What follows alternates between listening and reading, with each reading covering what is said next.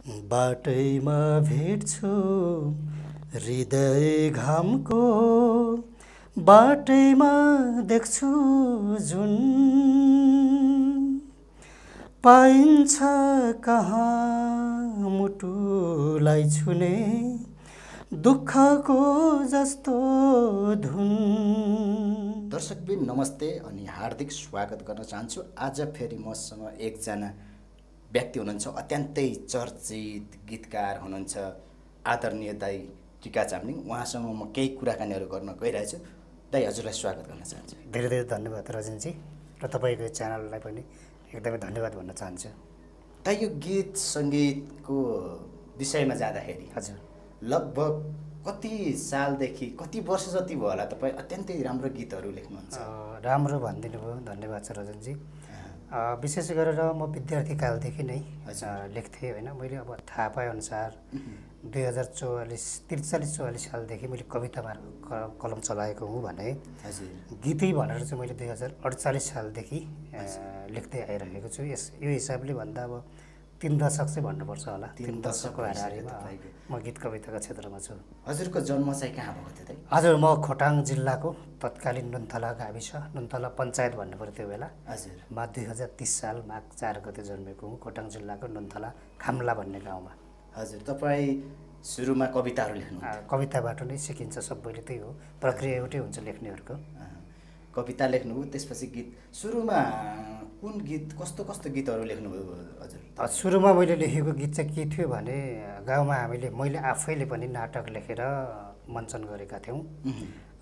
त्यो चाहिँ नाटकको लागि थियो, त्यो चाहिँ अलिकति प्रगतिशील धारको गीत नै थियो।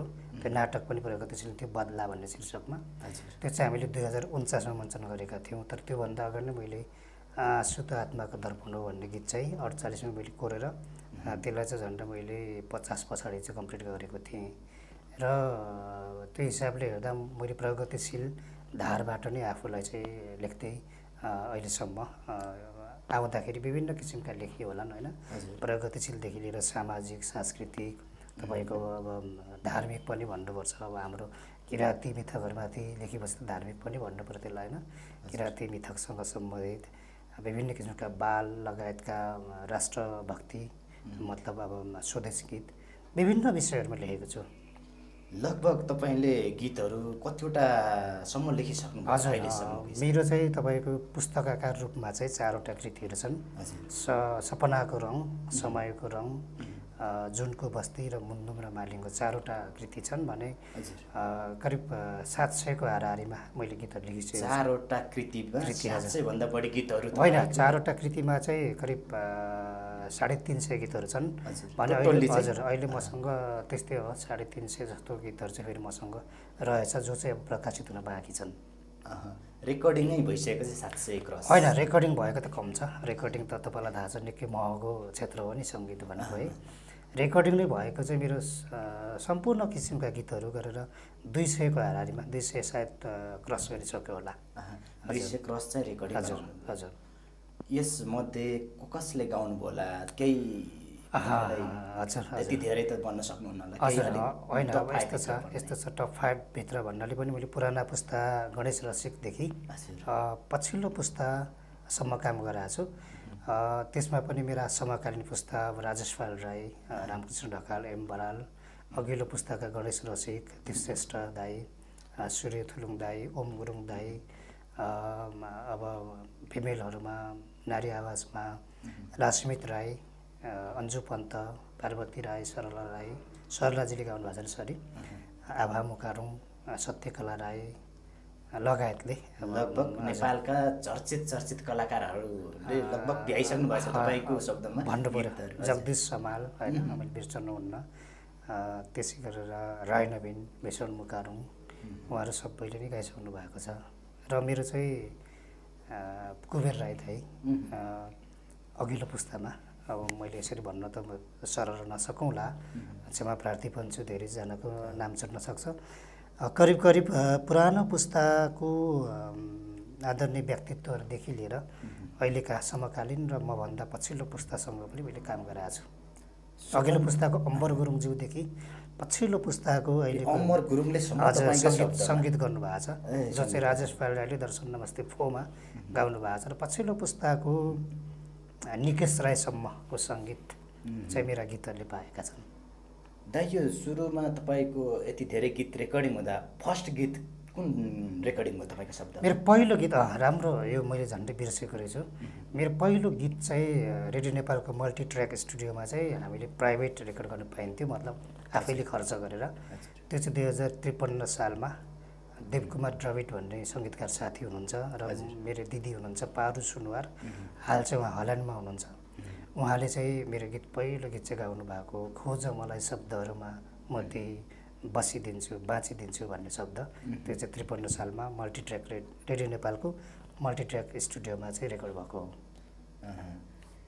लगभग तपाईँको यति धेरै गीतहरू त छ, हजुर, छँदै छ, रेकर्डिङ भयो, चर्चित गीतहरू पनि हामीले सुनेका पनि छौँ। हजुर, त्यसमध्ये अलिक तपाईँलाई हजुर, यिनीहरू चाहिँ मेरो हिट गीतहरू भन्नुपर्दा कुन कुनको नाम लिन सक्नुहुन्छ? हजुर, अब हिट भन्नाले कतिपय चाहिँ कस्तो हुन्छ भने रजनजी, हजुर, आफूलाई ठिकै लागेका गीतहरू पनि हिट भएका छन् होइन। अब त्यो हिटको मापनलाई मान्ने हो भने नपत्याउँदा हजुर, हजुर। तर अब अलिकति मलाई चित्त बुझ्ने गीतहरू चाहिँ सायद धेरैले नसुन्नु भएको हुनसक्छ।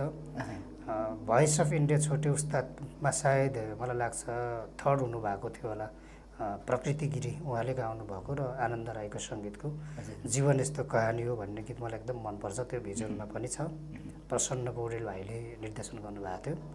त्यस पछाडि त्योभन्दा अगाडि नै 54 सालमा रेकर्ड भएको शान्तिराम राईको सङ्गीत र एम बरालको आवाजको जाउँसँगै गाउँघरमै सहरको मोह बोलेर भन्ने त्यो गीत पनि निकै चलेको हो। त्यस पछाडि शिलाबहादुर दाईको छोरीहरू शीतल सुवानी, उहाँहरूसँग मेरो यसरी व्यक्तिगत परिचय त छैन, तर उहाँको पहिलो प्रेममा अटेको गीत लाखौँ तारा चाहिँदैन घाम भए पुग्छ, जिन्दगीमा मलाई तिम्रो नाम भए पुग्छ भन्ने पनि राम्रै चलेको हो। त्यस पछाडि शिलाबहादुर दाईकै सङ्गीतमा पार्वती राईले गाउनु भएको कलकल गर्दै बगिरहन्छ खोला कल्लेरी, आउनु हजुर हिमाल हेर्न सोलो सोलेरी, यो पनि चलेको गीत हो। त्यसै गरी मेरै रचना र सङ्गीतको रोशन गुरुङले गाउनु भएको कान्छीलाई मोहनी जालमा पारेर लान्छु म टिस्टा र रङ्गीत तारेर, यो पनि चल्या हो। र अर्को खेमराज गुरुङजीले गाउनु भएको मेरो शब्दको त्यो चाहिँ आलु तामाले भन्ने गीत पनि राम्रै चल्या हो।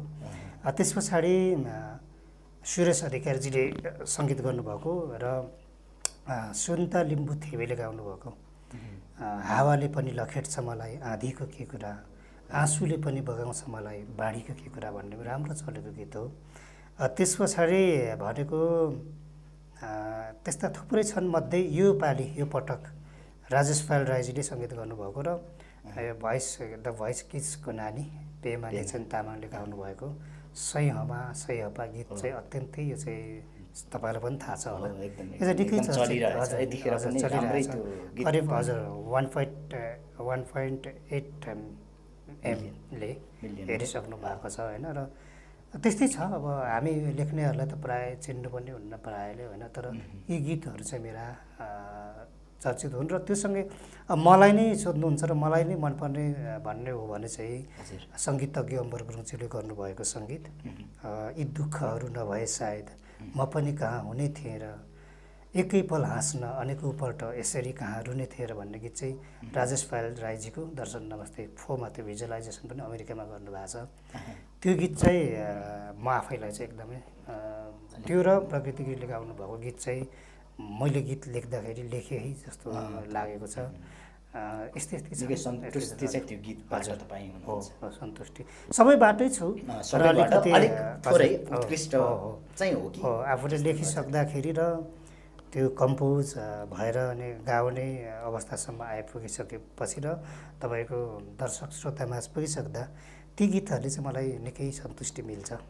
अब कुनै चाहिँ के छ भने मेरो शब्द कमजोर होला, सङ्गीत राम्रो होला, गायन राम्रो होला, अब कुनै फेरि मेरो शब्द ठिकै होला, सङ्गीत कमजोर होला, गायन कमजोर होला, अब कुनै चाहिँ गायन राम्रो होला, शब्द र सङ्गीत कमजोर होला। यस्ता धेरै कुराहरू हुन्छन् नि, तपाईँलाई करिब थाहा छ। सङ्गीत भनेको एउटा सामूहिक एउटा के भन्छ कार्य हो, समूहमा मिलेर गरिने कार्य भएकोले कुनै एउटा पाटो मात्रै अलिक कमजोर भयो भने त्यो गीत, त्यो सङ्गीत, त्यो गायन अलिक फितलो पनि हुन्छ।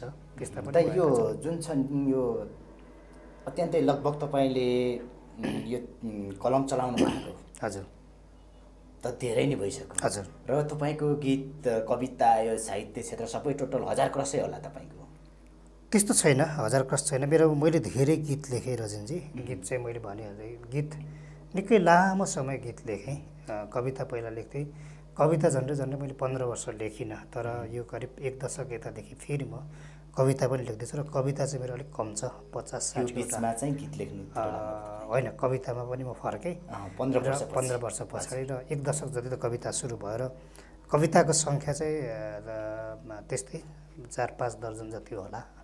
कविता सङ्ग्रहमा निकाल्ने एउटा प्रक्रियामा पनि छु, त्यो काम पनि गर्दैछु। यो छ नि दाइ, कसरी फुर्छ कि यति धेरै गीतहरू तपाईँले? कुन माहौल, कस्तो खालको वातावरणमा बस्दा, कतिखेरको अवस्थामा चाहिँ तपाईँ लेख्न सक्नुहुन्छ यो गीतहरू चाहिँ, कविताहरू चाहिँ? यस्तो हुन्छ तपाईँको त्यो खालि लेख्नै भनेर नै वातावरण नै बनाउने, अर्थात् बनाएपछि मात्रै लेख्ने भन्ने होइन। तपाईँलाई कुनै पनि विषयवस्तुले छोयो भने मनमा, मस्तिष्कमा, अनि त्योबाट आउने सानो एउटा झिल्को चाहिँ उपयुक्त समयमा म अक्षरमा उतार्छु होइन। तर लेख्नको लागि रुटिन नै हुन्छ, यो बेला चाहिँ लेख्नुपर्छ, यो बेला चाहिँ सकिँदैन भन्ने ममा चाहिँ हुँदैन। के हो भने अलिकति शान्त वातावरण चाहिँ होस्, र त्यो आफूभित्र आफ्नो मन र मस्तिष्कमा पलाएको झिल्कोलाई चाहिँ कसरी त्यसलाई बढाएर लाने, कसरी त्यसलाई बुन्ने भन्ने चाहिँ थोरै वातावरण चाहिन्छ। म चाहिँ अब त्यो रुटिन नै भनेर चाहिँ त्यसरी लेख्दिनँ, जतिखेर पनि फर्न सक्छ। तपाईँ बाल्यकाल स्कुलले बेलादेखि नै लेख्नुहुन्थ्यो? एकदम मलाई याद भएको अनुसार मैले भनिसकेँ। मैले धेरै मिडियाहरूमा भनेको पनि छु, अडियोमा, भिडियोमा, सँगै छापामा पनि भनेको छु। मैले प्रष्ट रूपमा मैले लेख्न थालेको थाहा भएको चाहिँ 43 सालदेखि, जतिखेर म 13 वर्षको उमेरको थिएँ। हजुर दाइ, काठमाडौँ चाहिँ कति उमेरमा, कति सालतिर छिर्नुभयो? काठमाडौँ चाहिँ म 50 साल पुस 6 गते आएको, मलाई अहिले पनि राम्रो याद छ। 6 गते आइपुगेको हो, र म त्यो बेला म 19 वर्षको उमेरको थिएँ। 19 वर्ष। मैले चाहिँ इन्टरमिडिएट अर्थात् आइए भन्नुहोस्, प्रवीणता प्रमाणपत्र तह चाहिँ दिक्तेल बहुमुखी क्याम्पसमा सकेर म यता आएको थिएँ 50 सालमा। पढाइ पनि उता सकेर मैले आइए चाहिँ उताबाट, र बिए चाहिँ प्राइभेट गरेँ, र मैले मास्टर्स चाहिँ केन्द्रीय कलेज, केन्द्रीय क्याम्पस किर्तुरबाट नै निकै बुढो भएपछि सकेँ। हजुर हजुर। यो जुन तपाईँको गीतहरू लेख्न सङ्गत मिल्यो कि गाउँमा मिलेन दाइ? तपाईँको कुनै साथीभाइहरूसँग कसैसँग प्रभावित हुनुभयो कि आफै फुर्यो कि? यस्तो छ, मेरो कथा चाहिँ भन्दा कति मान्छेले नपत्याउनु पनि होला, नपत्याउनु पनि पाइन्छ होइन। हजुर। मेरो चाहिँ कोक्पा बाजे भनौँ न, बाजे चाहिँ आफ्नो नाम मात्रै लेख्न सक्नुहुन्थ्यो अरे। तर रामायणको ठेली तपाईँले देख्नु भएको छ? ओरिजिनल रामायणको ठेली निकै ठुलो हुन्छ, 8वटा काण्ड छ। त्यो 8वटा काण्ड चाहिँ उहाँको चाहिँ मुखमै थियो अरे। र मेरो बाजे आफ्नो समयको सिलोके नामले नै उहाँको चाहिँ परिचय थियो रहेछ त्यो हाम्रो क्षेत्रमा, र उहाँको नाम चाहिँ बहादुर चामलिङ राई बाजे। त्यस पछाडि मेरो बाबा पनि आफैमा इन्डियन आर्मी हुनुहुन्छ। बाबाले त्यो बेलाको अब प्रकाश कोविद चर्चित उपन्यासकार, उहाँले लेख्ने विषयहरू आफ्नै त्यसका मूल्याङ्कन होलान्।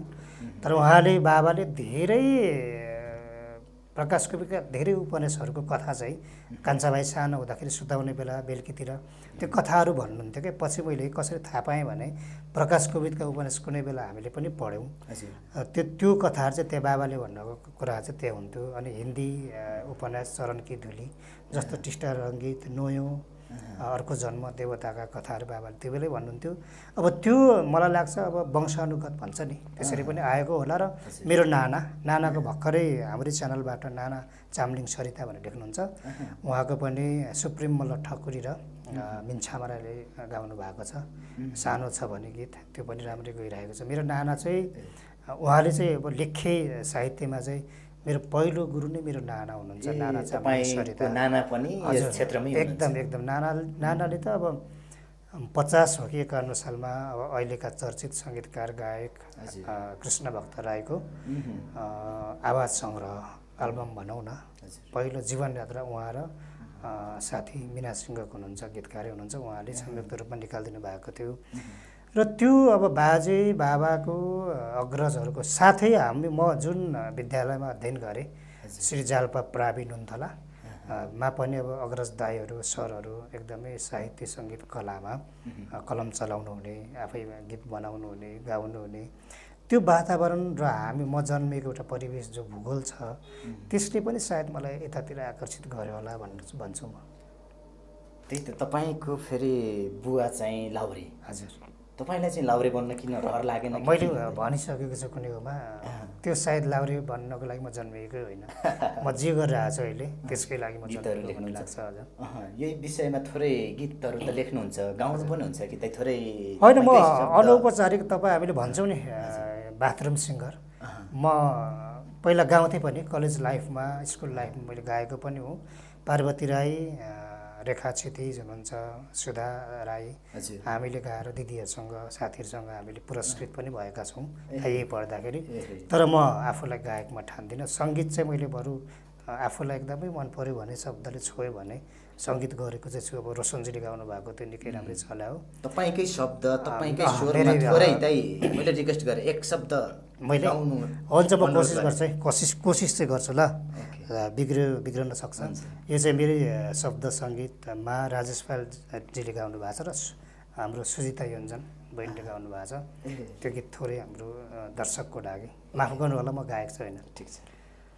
बाटैमा भेट्छु हृदय घामको, बाटैमा देख्छु जुन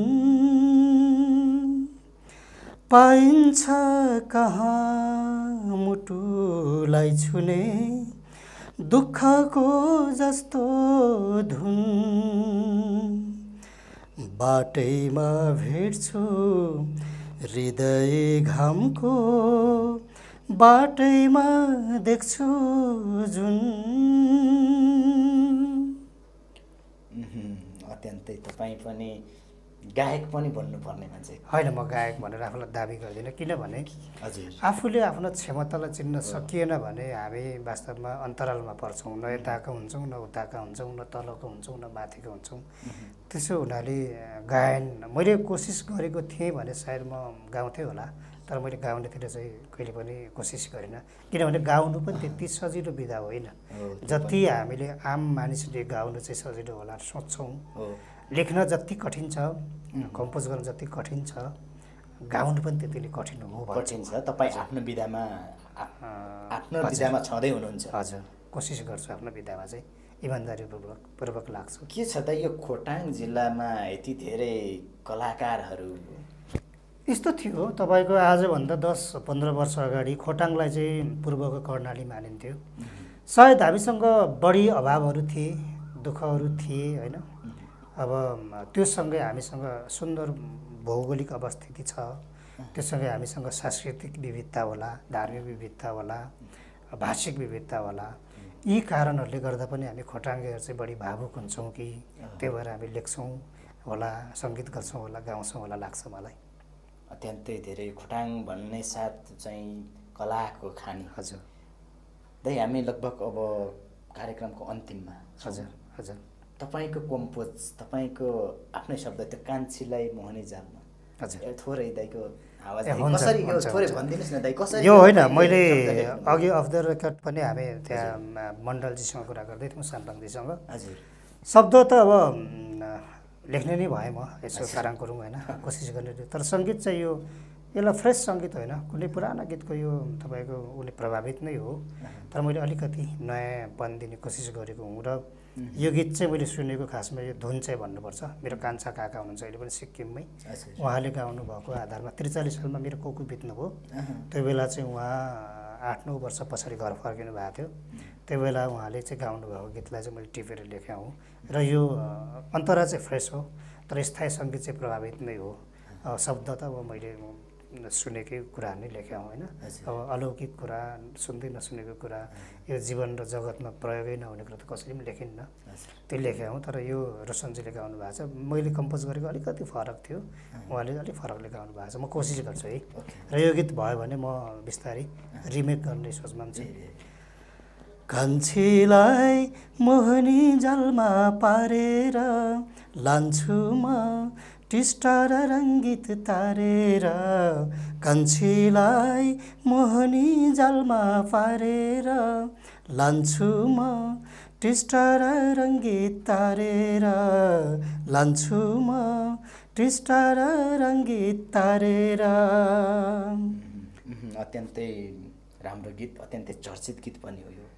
हजुर। के लाग्छ त यो गीत अब सङ्गीत होइन लेखनतिरदेखि कतिको सन्तुष्टि चाहिँ कतिको हुनुहुन्छ तपाईँ? होइन, सन्तुष्टिको पनि आफ्नो तह हुन्छ होला। अब एक ढङ्गले 3 दशक समय दिइराख्दाखेरि असन्तुष्टि भएको भए सायद म क्षेत्रमा छोडिसक्थेँ होला।